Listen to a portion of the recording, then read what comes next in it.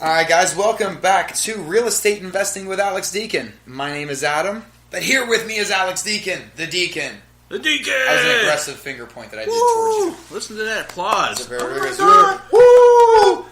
we love you! That's how big our budget is right now. We have a two-man Please, ladies, squad. No panties and bras. No, please. We're not celebrities yet. We're just So, Alex, we've covered a couple different topics this week. We've covered section. Please, guys, no underwear either. No underwear. Yeah, please. Yeah. We're this is business casual right now. Okay. So far this week we've covered crazy Section 8 fans. They follow us no matter where we go. I can't go anywhere. I just get your residuals. You're the superstar. I'm just I'm the village idiot that kind of just hangs around. I'm your entourage. You're my sidekick. I'm your turtle. Wasn't that his name on Entourage? I never watched that show. Neither did I. That's why I'm trying to guess. People right now probably. I heard good things about it, though. I mean, I've watched a few episodes. It was good, but yeah, I never got deep into it. I think the dude's name was Turtle. We'll talk about some TV today. Yeah. Screw real estate. Talk about some old some good old shows. The Hulk. I used to love the Hulk. So, Married with Children. Before your time? No, the Hulk. When I was a little kid, used to scare the shit out of me. And I used to love David Brenner or Banner. He would, I forget the guy who played him, but he'd be like, "Don't make me angry." He's just this little dude. I'd get all pumped up and like, "Don't make him angry." Yeah! When he turned green, it used to freak me out when I was a little kid. I don't know why. That and it's, I know we're so totally off base. We're gonna get right back to real estate, but remember the show Tic Tac Doe? It was a game show. For some reason, a little animated dragon when I was a little kid. That 4-bit CGI, it was so horrible looking. It just freaked me out. I don't know why. I was a weird little kid. Yeah. You're a weird big kid. I'm a strange... Yeah, I never use the term adult. We're all strange. That's why we get along so well. So, speaking of strange, I got a strange question for you. Mm-hmm. It's something a question that you get posed to you quite often. Mm-hmm. Or I pose it to a client. Or you pose it to a client. Yes. But what would that question be, Adam? That question would be, not that it wasn't just served up to me or anything, but should I sell or rent my home? Oh, my. Let me ponder on that. Ponder that. Should you sell? Let me get my pipe out and let me ponder on that by the fireplace.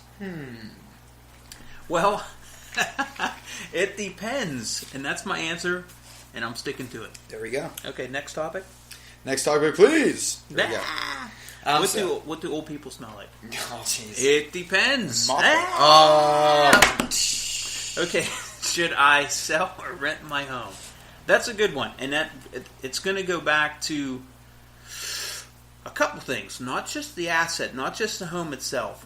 You're going to ask there's a couple questions. Okay, the asset is important. So is it a rental or tenant-friendly home? And we'll get into that. Is it a tenant-friendly home? 2, are you going to profit from the rental? And profit doesn't necessarily mean cash flow every month. It means a long-term profit. Is it something to consider? Not necessarily cash flow. Okay. What else can I say? Okay, is it going to cash flow? Is it going to blah, blah, blah? Your personality. If you don't own rental properties, okay, and you're new, are you cut out for this? Because when people tend to rent, and we've had this experience because we manage a lot of property, when people tend to rent out their own primary residence, right?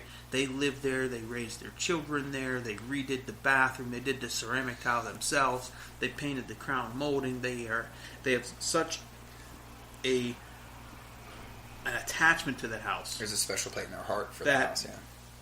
You can't have that when it's a business now. Mm-hmm. It's not a house, it's not your home, it's a rental property. Right. So I think those are probably the 3 biggest questions you need to ask yourself. So we'll answer each one first. So what was the first one? First one is it tenant ready, basically? Is it tenant friendly? Tenant friendly. Okay. So what I mean by that, if you have a house that sits on 3 acres, that might not be one that you want to rent, because just for the main reason, who's going to cut the grass, right? Are you going to pay a service to come out and cut the grass and pay thousands of dollars a month to have it cut? Right. Or is that tenant going to want to cut the grass? If the tenant wants to cut the grass, or the tenant going to go out and buy a tractor, or are you going to have to supply a tractor? Right.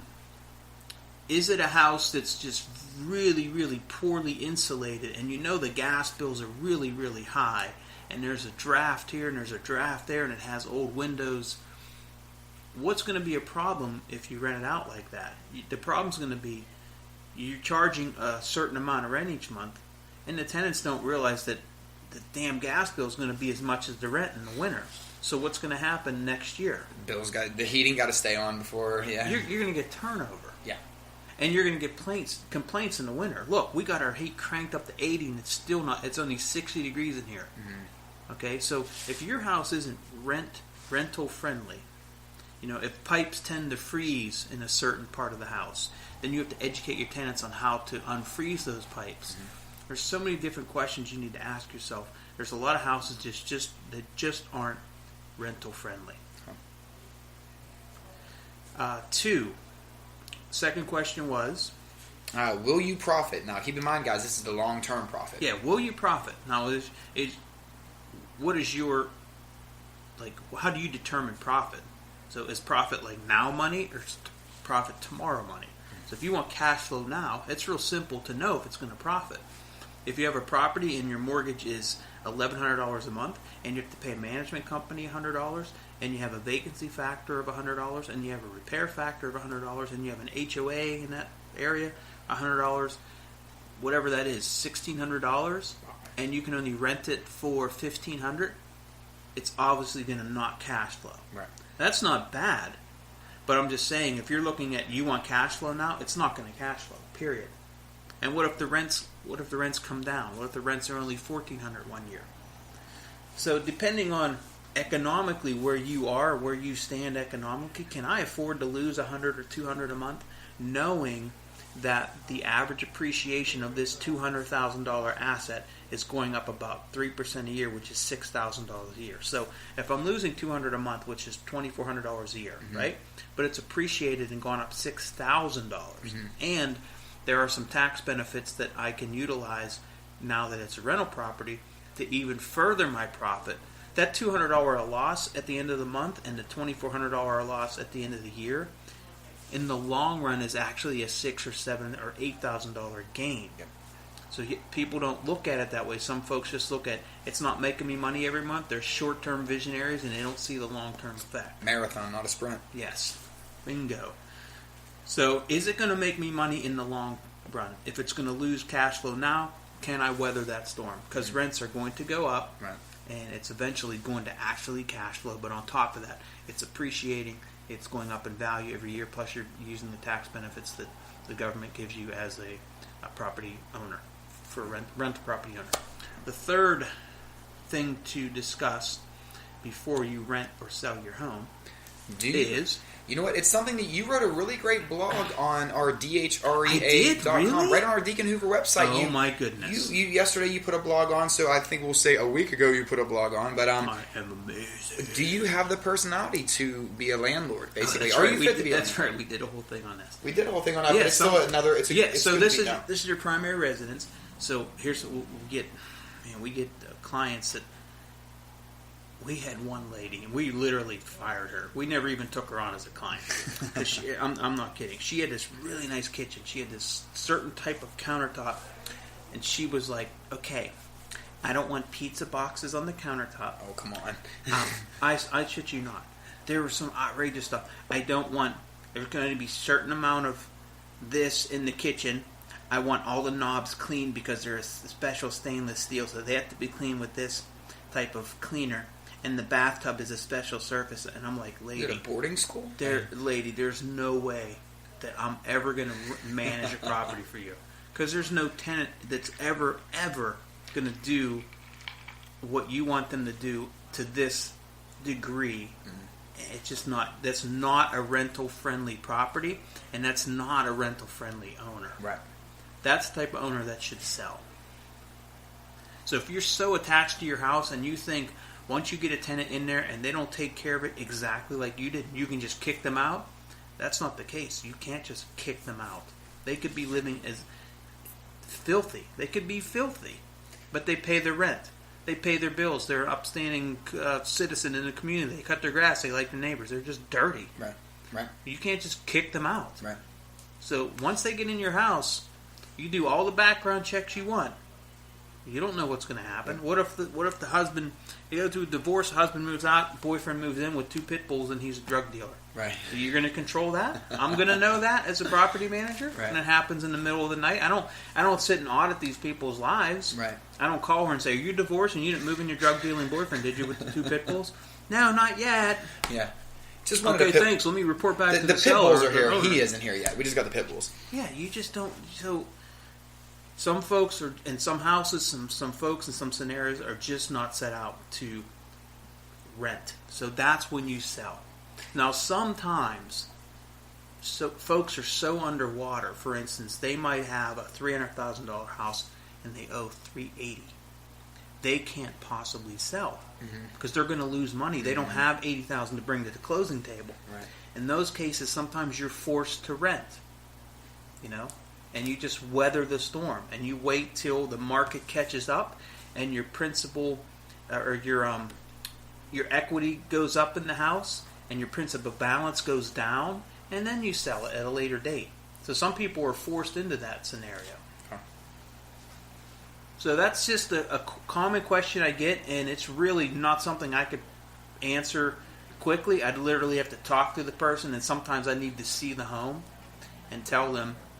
And once I know the financials, once I see the home, once I talk to the individual and kind of get a feel for their personality, then I can tell them if I feel, in my opinion, they should rent it.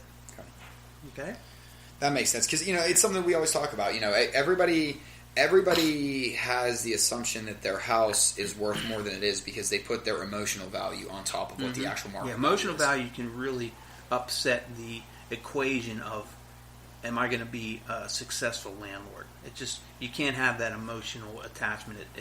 I know somebody that just has a vacant house, and they were going to rent it out, and the problem was that she didn't want anybody to change anything with this, and it's like, well, if you're going to rent this house, things are going to change, you know what I mean? But some people don't want that, and so that's the type of person you would advise sell the house. And I understand it. Absolutely, that's their world. Absolutely. But the practical side of things is you can't control that. Correct. They want to control. And once you get a tenant in your house, that control goes away. It really does. You have to. To a certain extent, it really goes away. In a way, you have to be a control freak with flexibility if you're going to be a landlord. In a way, yeah, you do. You have to know what you can control. Yes. The rest it's up to the power that be. But yeah, you do have to be a control freak. That's well said. So ultimately, when we ask the question, should I sell or rent my home? I don't know. I have no idea. It depends. There you go. It depends. Just think of old people, and you'll know. It depends. If we think of old people, then we're going to think about Matlock and hot cocoa. It depends. It depends. What does that smell? Jesus. Alex, thank you for educating us. Is your grandmother in the room? No, what is that? What does that smell? What is that? No, but thank you. I guess we spiral out. What's wrong with you? Again, today's been it's been an interesting day. I think. Long week. You're wearing the bright DHRE green. I like that. The Under Armour. No kidding. This is the color. Yeah, we must have got. We have an exclusive deal with Under Armour. See, we're making moves here at Deacon Hoover. I should get some hoodies like this. Smooth looking. Okay. Looking good. Listen, we hope you guys at home enjoyed this. I know we were a little bit looser, a little more on the comedy side today with this, but we wanted to kind of break the monotony of being serious all the time because we're always serious. Give me all a high five. That. High five. Boom. That's what you hear over there. Thank you. Bye, I'm out. The Deacon has left the building, ladies and gentlemen, and when the King leaves, it's time for the court jester to also leave. So, for everyone here at Deacon Hoover Real Estate, we thank you. Make sure you're liking us on Facebook. Follow us on Twitter. Find Alex on Meetup. Guys, we are all over the place right now, and make sure you're checking out our listings on dhrea.com. Guys, thank you from everyone at Deacon Hoover Real Estate, and we will talk to you next time.